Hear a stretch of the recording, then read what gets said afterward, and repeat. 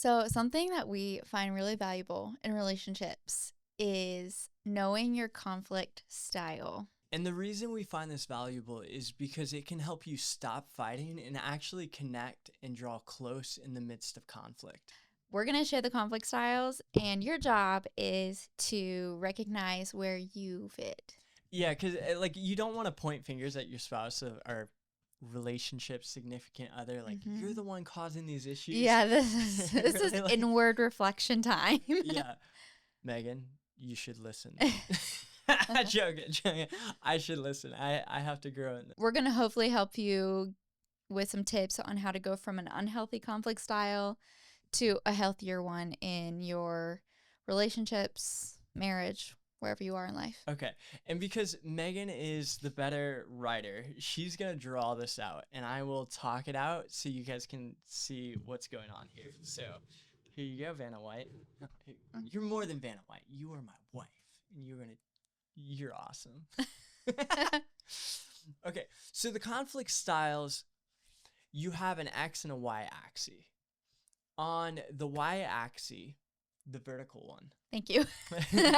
I'm going back to like math. So on the Y-axis, on the bottom, you can either be passive or on the top, you can be assertive. Then on the X-axis, on the left side, you can be independent. I'm going to do it my own way. And on the right axis, the right side, you can be cooperative. So like, we're going to do this together. What's powerful is as you intersect these dynamics, they come to different behaviors, different reactions and responses that we exhibit during conflict. It's helpful when you recognize what's happening because then you can change your behavior. So the first one being cooperative, someone who's willing to work with the other side in the conflict, but they're passive. They're not speaking up how they want this situation to go or their values in a situation or how they're hurt. So this person is accommodating. They will work for the win of others because they're gracious, they're cooperative, they want the team to win, but they're passive in bringing in their own values, their own perspective into the conflict, maybe how they were hurt, how they were wounded, or what they want out of the situation. Now, on the other side, we have someone who is independent. They want it their way, but they're also passive. So they want it their way, but they're not speaking up about their way, what they want in a situation, and everyone else is in the dark. These people are avoiders. So they're not coming forward 100% in the conflict because oftentimes there's this subtle lie of they don't think they can win. Now, we've probably all interacted with an avoider because it's almost like they stonewall, they go silent. Like you're trying to pull it out of them, but they're not participating. It's like, I want your perspective. I want your input. I need you in the situation. And maybe it's emotionally tense and the fear hits in, fight, flight, freeze. They're running, they're flighting the other way, or they're freezing instead of fighting. They're flighting the other way. They're flighting the other way. They're fleeing the other way. Fleeing. Did I really say flighting? Yes. Okay, they're fleeing. Fight, flee, or freeze. Yeah, you got the basics. Okay, now let's move up to the top quadrant. We have assertive. They're willing to communicate their perspective, bring that to the table, but they're also independent. They want to win and they want it to be their way. And so these people are competitive, maybe close to combative at times, but it's like if you disagree with them, it's not going to be pretty. What I believe is the best way to approach conflict is this last quadrant. So someone who is assertive, who's willing to speak the truth, who's willing to bring their perspective to the table, but they're also cooperative. They're willing to work with the other person, their significant other, their love, their spouse, in the midst of this conflict and actually give a listening ear, not just talk, but listen as well. Like assertive is the talking part, but the cooperative is the listening part. And to have grace in the midst of that. Mm-hmm. So the intersection of these two is collaborative. Now, now here's the humbling, the honest part. Where are we on this conflict style naturally, babe? If I have no intentional thought about it, I am an avoider. Yeah.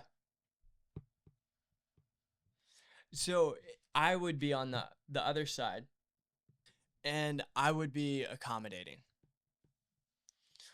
I think for the longest time I was so insecure. I didn't think my voice was valuable enough to bring to the table. So I would just be silent and I would seek to serve the other party in the midst of conflict. What would be the underlying thought of why you avoided? I think my personality is not very direct. And so I'm not naturally assertive. And I'm intimidated by those who are. Yeah. And so I think that my opinions, my voice doesn't matter to those people. And so I just take and accept whatever they say as law. Now, what's interesting here is the divorce rate in America is around 50%, and roughly 50% of people are avoiding conflict style. They don't want to approach the issue, and if you don't approach the issue, you'll never resolve it. You'll never get to the other side of conflict and get to connection and closeness again, and it creates this dividing wall that eventually builds up brick by brick by brick by brick, and eventually it just feels like you're two roommates living together, going through life, like because you're never dealing with the brick wall in between us. Now, all of these are healthy at like different times, different scenarios. Like you want to be accommodating with when grandma walks in and all the seats are taken. You want to get up for grandma and give her your seat. You're like, respect your elders, like honor them, love them.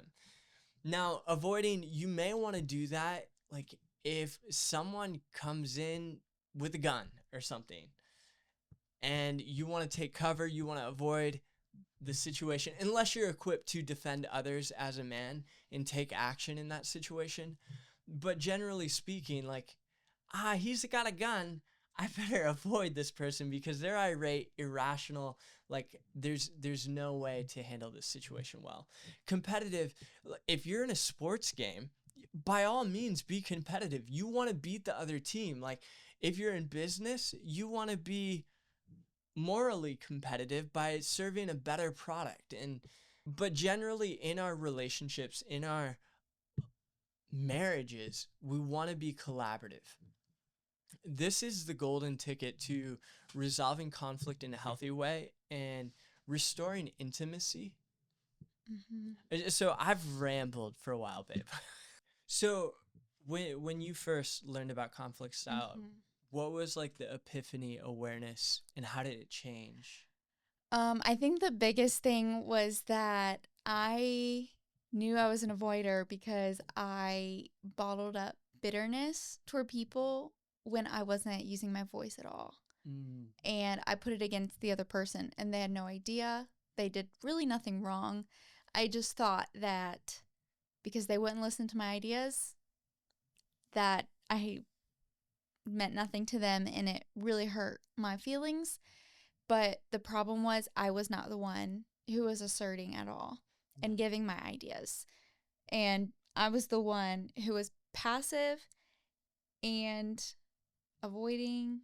I was independent, thinking I had really good ideas, but I was passive to share them. Yeah, I think in essence you blamed other people or were bitter at them for not caring for you well, but they never heard your heart behind a situation. Yeah. So it was easy for you to pass blame or assume bad intent, like I wasn't listening or caring for you well. Well, it really opened my eyes when I became a leader because you helped me a lot to pull things out of other people and tell them intentionally, I care about your voice.